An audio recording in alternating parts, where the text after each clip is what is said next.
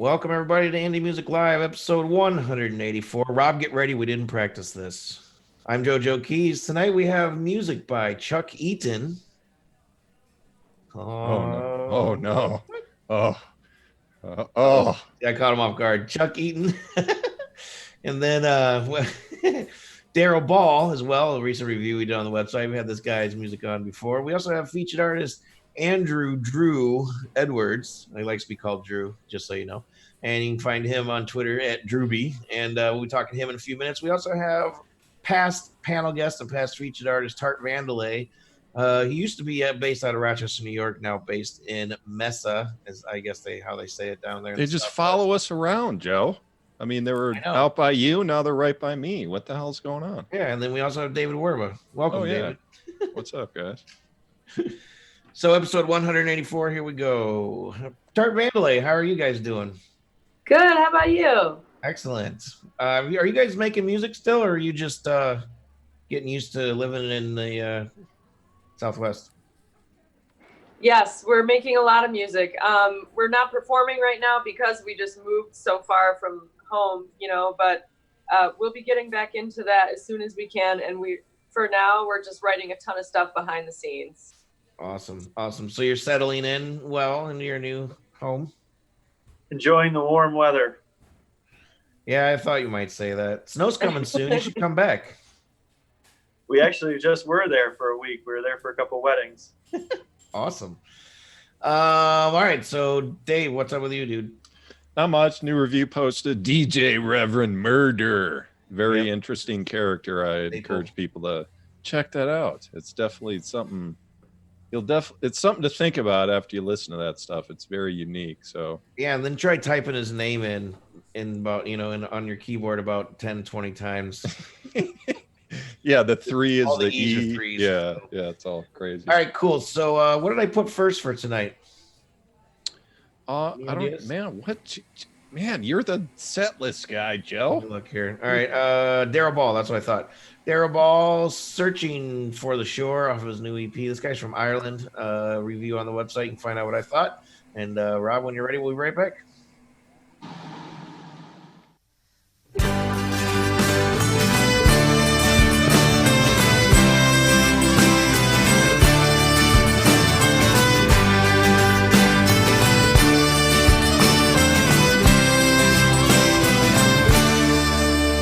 She wakes up in the morning, opens her eyes, and the sheets, they feel empty. No voice, just inside, dressed alone by the radio. DJ makes her smile, finds her makeup, puts her face on. Just for a while, as she sits in the cafe, the world passes by. She's lost in her dreams with a tear in her eye. Remembers back when she felt she could fly. Now she's crying again and again and again. Now she's crying again and again. Takes a long walk in the park now. But it's bright. Watch the children running freely. All laughter and smiles. The young lovers and the man. So carefree, poised in time. All around her, it's such beauty, but it's lost in a cloud. Like the leaves on the trees that blow in the wind. Colors they change as the cycle begins. Living the life passing time till it ends. Indie Music Live, episode 184. I'm JoeJoeKeys, hanging out with David Werba and Tart Vandelay. Guys, if you read the review, happened to read the review on the website that I wrote about it, you know how I feel about this. I'm not going to get too into it. It's a little rough for me. It hurts my ears a little bit. I like the guy as an artist and as a songwriter, singer-songwriter guy, but I think the recording needs to be redone on this one. Yeah, let me follow that one up, guys. Full disclosure, yeah, Joe and I talked about this one, and he was struggling a little with pinpointing the issues. Like he was just, no, something's off here. And so I added some notes to that review. I wrote those, so I'll just say what those are now. First of all, like the good is, I think this is a really catchy song. I think it's a great tune. I think it's nice Celtic flavor, folk flavor to it. Well written and everything. From Ireland, dude. Well, yeah, it almost sounds Irish. The issues here, I'll just repeat. I'm sure you already read it, but it's the things that were kind of messing up the mix to me were the kick drum, and it was just it had that effect where you notice when someone is speaking without a pop filter on the microphone, it's like you hear these like windy pops that kind of come through. Every kick it was kind of catching something like that. It's got to be something with the placement of the mic or the quality of the mic. And the other thing I would just recommend bringing the mandolin level down a touch. I mean, that's part of this is a taste thing. And I know mandolin it's a crucial instrument for that type of music and everything. And it's usually consistent throughout, but he has such a cool voice and a great voice. I think he should have that voice be a little more out front. So what do you think, guys? I agree, especially about the recording. It's not the best quality, especially regarding the mix. And I do think that the vocals should be higher up in that mix. But everything could use a little bit of evening out overall. But you can tell from what you can hear of the vocals that, he's developed his singing technique, and the artist sounds good. It really is just the production. Yeah, I really liked how it was just such a cross blend of different genres. I got like 60s psychedelia, I got like Irish folk, I got 90s alternative, and to be able to kind of like pepper in all of those different influences, but still sort of make it seem cohesive. I was really impressed by that, but I will jump on the production quality train and agree wholeheartedly that vocals needed to be louder, whole mix needs to be redone. Yeah, like there's probably not much, if any, compression on the mix or any limiting or anything. So I mean that's kind of like one of the basics that you can run a filter or like run the whole mix through a filter like that. Perhaps that was overlooked. But anyway. Yeah. Kate's right too. I mean, he's been around for he's been in a band that's not his solo stuff. This is his solo stuff. He's been in a band, and I can't remember the name off the top of my head. We've reviewed them before, and they've been around. They've been together for like 20 plus years. So it's just you gotta have that clear sound. I don't know. It just didn't. Sounds like there wasn't quite a budget on it or something. I don't know. But. Well, I mean, there's always two main things we cover here. It's like the songwriting is. I mean, it's great. Like I said, I love it. It's catchy and everything. And then there's kind of the technical side, which we like to talk about. It's because we've received a lot of feedback from artists that have thanked us for kind of getting that detailed, because they struggled with it too. And they're like, yeah, that helped me out. Like I just couldn't figure out like what this needed. So yeah. Anyway. Cool. So let's keep it moving, shall we? So while Rob's getting the shot set up, Rob Hixvideo, everybody. I'll talk about him later. So we Andrew Edwards was supposed to be our featured artist a couple weeks ago. We had a little time conversion problem. So he's back, and I'm glad he's back because this guy has a lot of experience in music and music industry, and lives in California, and is just doing the damn thing and has been doing it for a long time. So Drew, how are you, man? Nice to meet you. Thanks for being here. Thanks for having me. It's nice to meet you too. I'm doing great. Awesome. Can't complain about the weather. It's Los Angeles, so. Oh, yeah, exactly. All you can do is complain it's too sunny. I mean, yeah, sure. Anyway, so who are you? What are you doing here? Tell us about your music in a brief statement, kind of your elevator pitch, and we'll check out The Center of the Sky and come back and get deeper with Dave. Thanks. My name is Andrew Edwards. I've been a composer for many years. I don't want to give away my age, but I started out doing a lot of musical theater in New York, and then I moved across the country to Chicago and ended up doing some pop music, released some pop albums, and then ended up going back to graduate school to get my master's in film music. And now I'm a film composer. I've been teaching film music at Columbia College Chicago for the past 8 years and scoring a lot of projects on the side, including TV, trailer, commercial, video game, VR, you name it. I've probably done something related to it. I worked on a Doctor Who, Big Finish audio. Nice. Anyway, so when moving out to LA, I've been in Chicago for a long time and been sort of thought of as a teacher because I was one.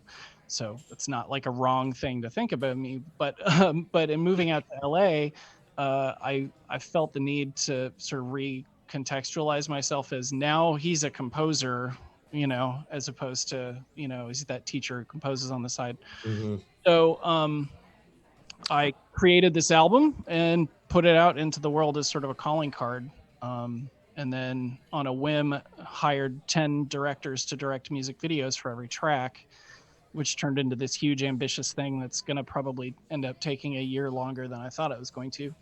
But it's been really exciting and the feedback's been great on the record. So that's where we are. So I made a little video myself. It's just a little 2-minute edit, but you're going to love it. Cool. I'm so stoked. No, I'm kidding. It's not really anything. But anyway, we're going to listen to your song right now and stare at the video graphic that I made for it. So it's just off YouTube. Anyway, Rob, let's listen to the song. You guys like it? Share the video out. Let us know what you think in the comments. We'll be right back.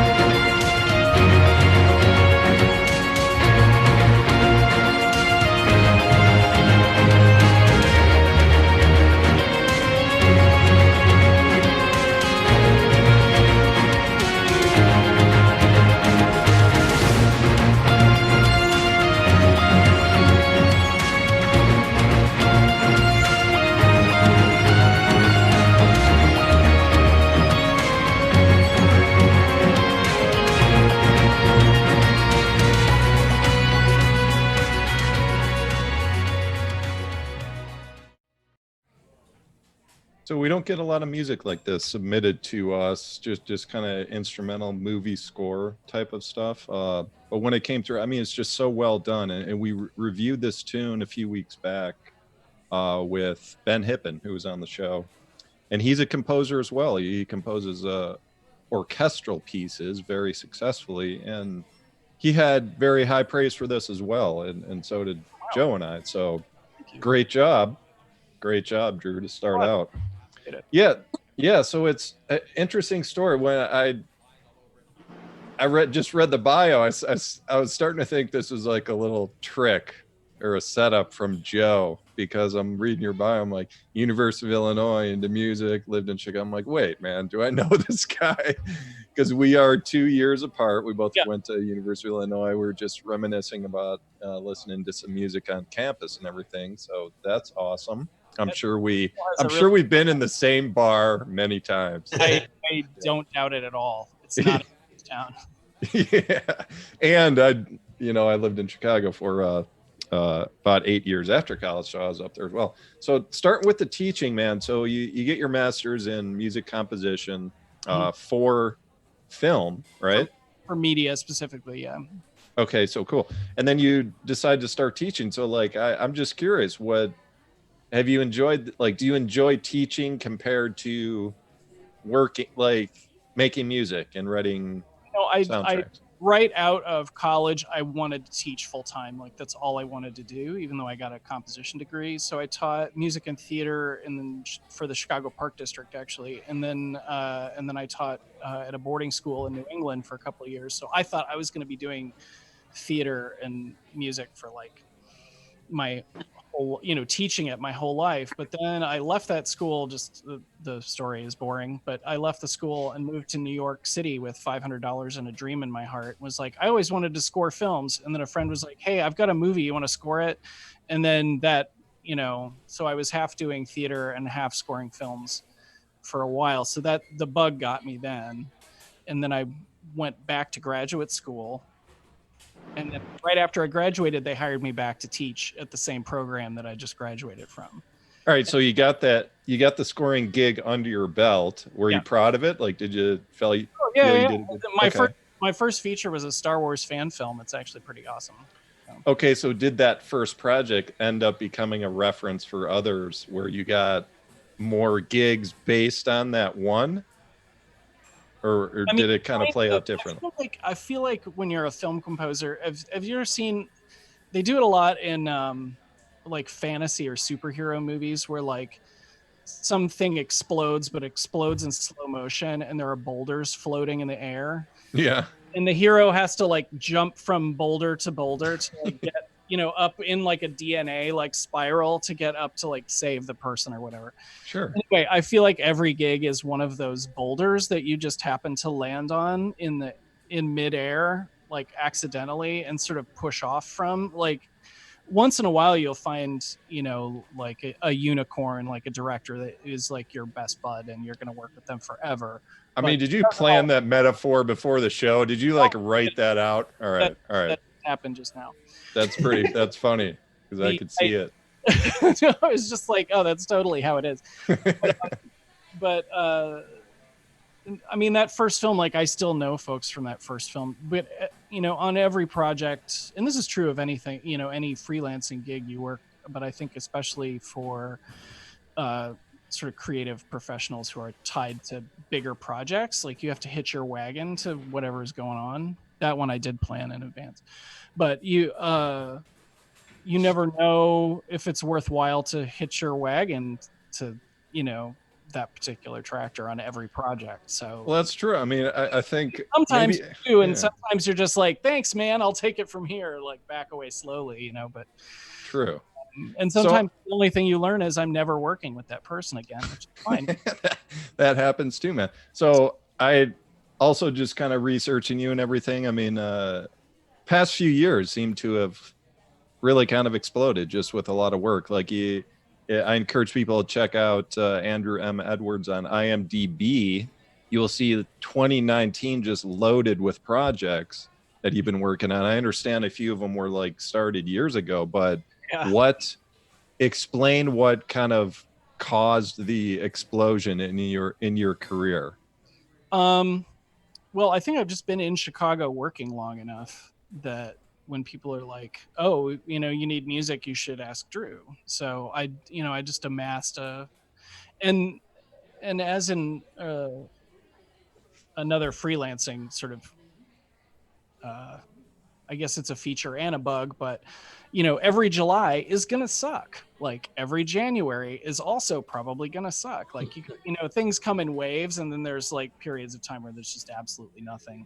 So the reason there's this slew of projects there is because a bunch of things that I did over time, all for some reason are all happening now. Like I just mentioned that John Wayne Gacy documentary I did the music for. I went to the premiere party for that 3 years ago, and it's just now getting its first festival screening. So you never know how long something's going to take. True. Yeah. What else do we got? Unsafe, The Quit, now Behind the Scenes. Are most of these like independent movies? Like what are these? Unsafe was a short film that was made. It's actually really good. It was made with a company in the Chicago suburbs, and they do every year a topical project with young actors. So they go to a school. It's a junior high school, and every year they make a film about what the students want to talk about. And so they've done, peer pressure. They've done depression. They've done but Unsafe, which is the one we most recently did, is about gun violence, and it was really, really well done because it was not easy to do that with a group of 8th graders. All right, cool. Drew, I'd love to keep chatting, man, but we got to move on with the show and everything. So where can people find you to just kind of follow along?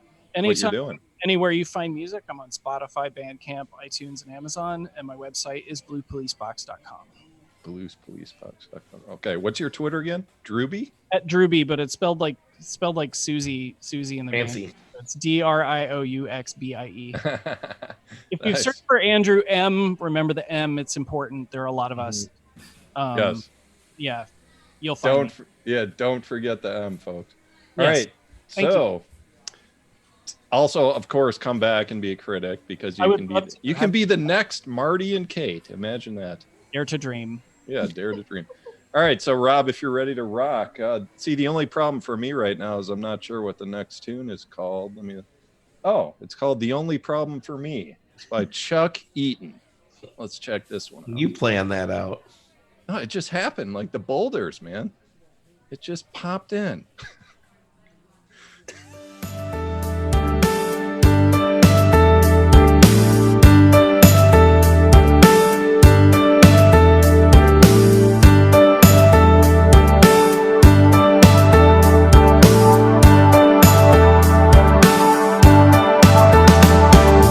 You just come when you are down, and once again you treat me well.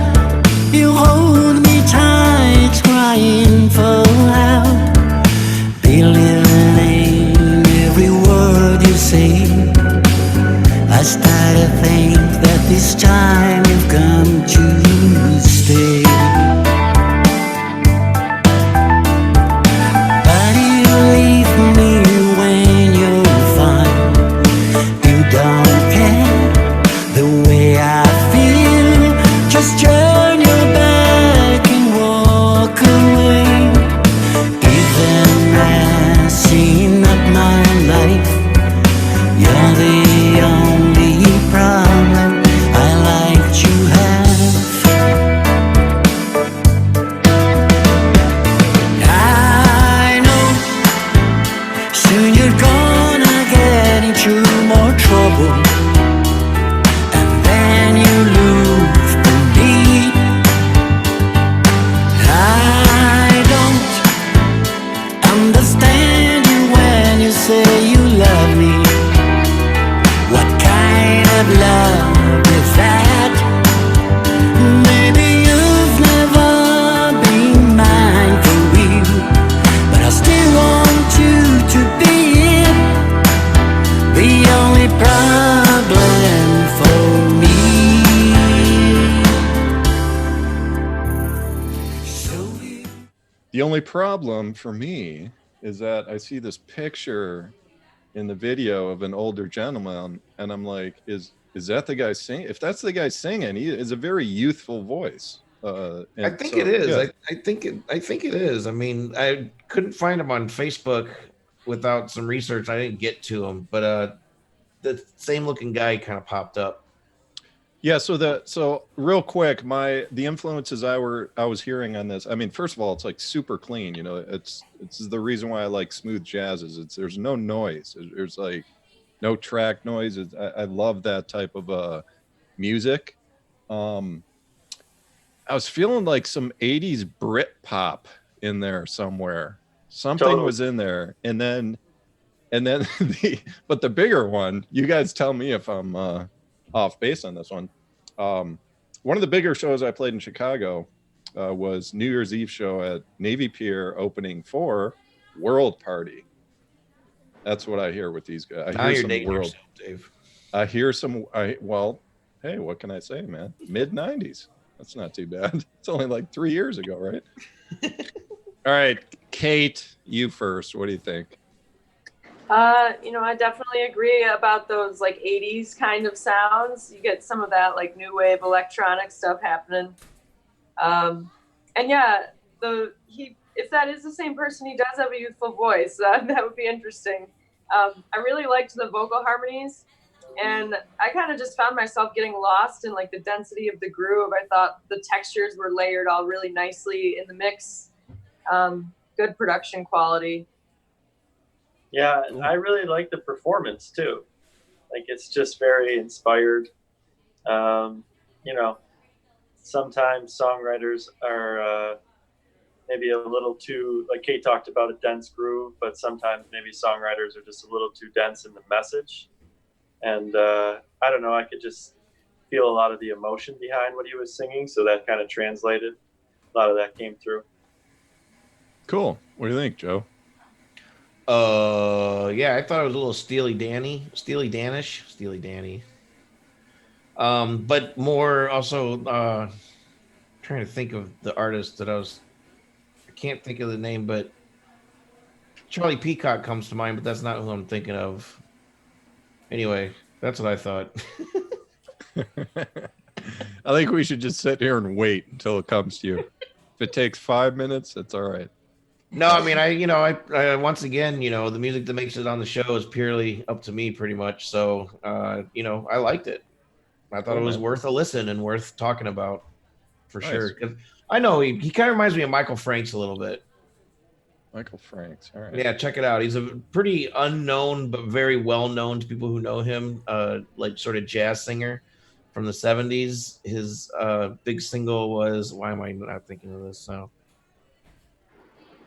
Like, oh, I can't think of a single. But anyway, Popsicle Toes. That's what it is. Nice. If you guys ever heard that song? That's him. So anyway, he reminded me of him. Nice, clear, clean voice. Cool, man. Cool. So Tart Vandelay, well, just wrap up real quick what you guys are doing, where we can find your music that's released now, and maybe when some new music's coming out. Sure. So we're on Spotify, SoundCloud, Bandcamp, iTunes, Amazon. We're working on developing an electronic direction for the music. It's taken a little longer just with the move and with resetting with all that, but we've got a lot of stuff in the works behind the scenes, and we're really excited about it. So we're going to be sharing that starting next year. Sweet. Importing and exporting all kinds of goods and services, right? Right. You got it. David, any final words? No, man. Good times, man. It was a good show. Hanging with Drew and the Tart team. Good friends. Yes. It's good to see you guys. Yeah, you too. And everybody else. Drew, thanks for hanging out with us. Rob Hixvideo, Hixvideo. If you need professional live streaming production, we're all in different parts of the country, and look how smooth it is. It's all because of Rob. So we're every Tuesday night, 10 o'clock Eastern time on YouTube, and then sprinkled out over iTunes, SoundCloud, Facebook, and all those other interweb places. So check us out wherever you can find us. We'll see you next week. Cheers.